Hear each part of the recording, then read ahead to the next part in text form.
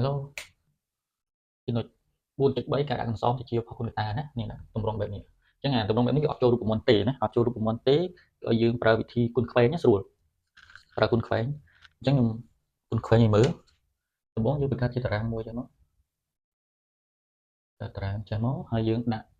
2x ការ៉េរួចដាក់លេខ1រួច 3x ណាយើងលាបចេះ2មានន័យថា2គុណនឹង1 x ការ៉េមានន័យថា x គុណនឹង x 1មានន័យថា1គុណនឹង1ហើយយើងគុណខ្វែង 2x គុណនឹង1បាន 2x 1x គុណនឹង1នេះបាន x ឬក៏ 1x ណា 1x 1x តែ1ក៏ដែលសេទេណាមិនដែលសេទេអញ្ចឹងបាន2បូក1បាន3 3អី 3x ដូចលើក្រោយអញ្ចឹងយើងប្របែកទៅកណ្ដាល 3x នេះយក 2x បូក x អញ្ចឹងយើងបាន 2x ការ៉េបូកបាន 2x បូកឲ្យ x បូកឲ្យ1នេះប្របែកកណ្ដាលហើយយើងទាញទី2ទាញជាកតាអានេះយើងអាចទាញ 2x អញ្ចឹងសល់កតា x បូក1អ្នកមាន x ទាញទេដាក់កតាឲ្យវាដែរមកនេះ x បូក1 x បូក1ដូចហើយយើងទាញ x បូក1ជាកតា x បូក1ជាកតាអញ្ចឹងសល់ 2x កតា 2x បូកនេះទៀតអស់ហើយគឺសល់1ណាសល់ខយើងគុណខ្វែងទៀតមកយើងបង្កើតតារាងមួយ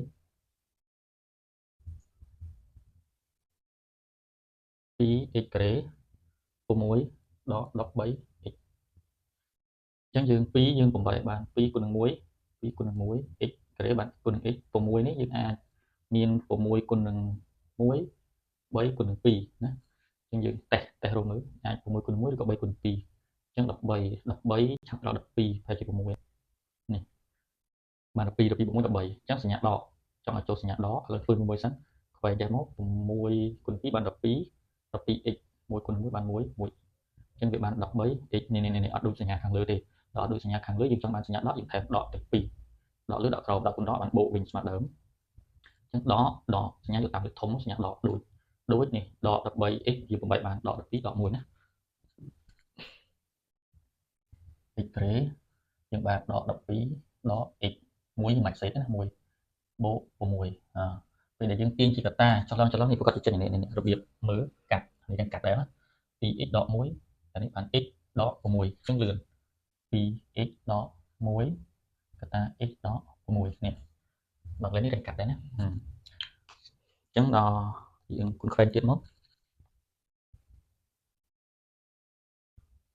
អានេះយើងគុណខ្វែងទៀតមកបានដក 3a ការ៉េ2 5a 3នេះបាន3គុណនឹង1អញ្ចឹងដកយើងតេស្តទៀតណាតើដកខាងលើឬខាងក្រោម2បាន2គុណ1ឬ1គុណ2អញ្ចឹងប្រហែលជា2នៅក្រោមបាន6 1នៅលើអញ្ចឹងយើងមានសញ្ញាដកទេដកនៅលេខតូច a គុណនឹង a បាន a ការ៉េណា 3a គុណនឹង2បាន 6a ដក 1a គុណនឹង1នេះបានដក a ឬក៏ដក 1a 1អត់សេស្មើអញ្ចឹងយើង6ដក1 5សញ្ញាយកតាមលេខធំបូកត្រូវដូចលើយើងដាក់កតានេះមកលឿនណានេះបាន 3a បូក1ដក a បូក2យើងសេ8អាកណ្ដាលសិនក៏បានសេ8សិនទៅកុំឲ្យតែកាត់លឿនពេកបានបូក 6a ដក a បូកឲ្យ2យើងអាចដាក់ជាកតាបាន 3a បូកឲ្យ1កតាដកឲ្យ a បូកឲ្យ2ឬក៏យើងចង់ធ្វើទៅទៀតកុំឲ្យមានសញ្ញាដកនៅពីមុខអញ្ចឹងយើងទាញសញ្ញាដកដាក់មុខទៀតមកយើងបាន a ដក2ណាបដូរសញ្ញាទីសញ្ញាដកដូរហើយ 3a បូក1នេះមើលទៅស្អាតតទៀត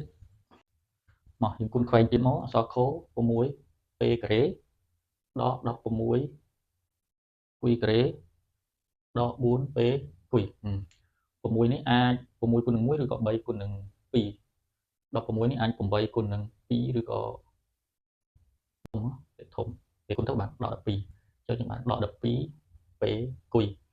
បូក8 p q អញ្ចឹងស្មើ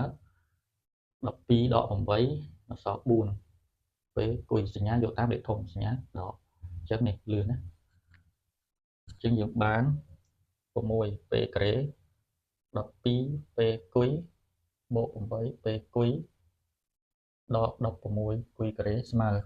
អញ្ចឹងយើងដាក់ទាញជាកតាមកយើងបាន6 p បូក8 q កតា p ដកឲ្យ2 q អូខេតទៀតមក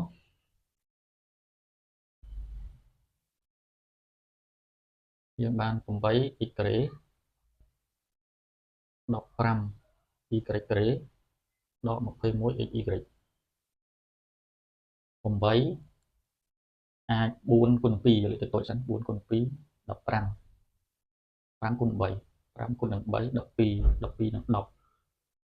អត់ 3 5 20 26ត្រូវ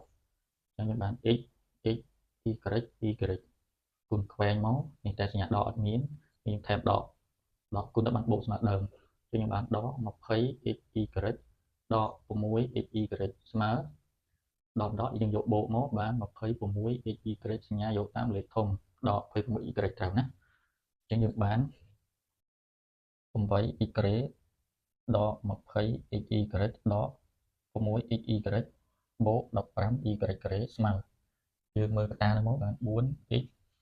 នេះកតានេះ 4x ដក 3y ដក 3y កតា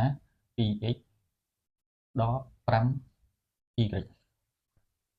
ចុងក្រោយអក្សរចដក 35x ការ៉េបូក 12y ការ៉េដក 16xy 35វាអាច 7 គុណនឹង 5x គុណនឹង x 12អាច 4 គុណនឹង 3 4 គុណនឹង 3 លេខសធំទេ 3 គុណនឹង 4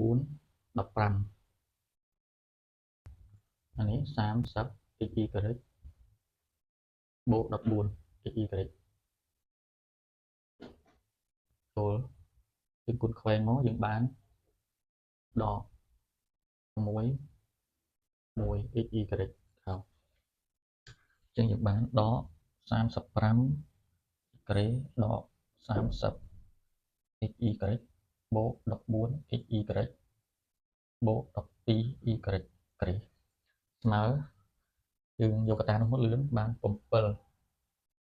បាន 7x បាន 7x បូក 6y ការ៉េកតាដក 5x បូក 2y ការ៉េទីសញ្ញាដកជាកតាហើយក៏បានទៀតដកមកនេះបដូរសញ្ញា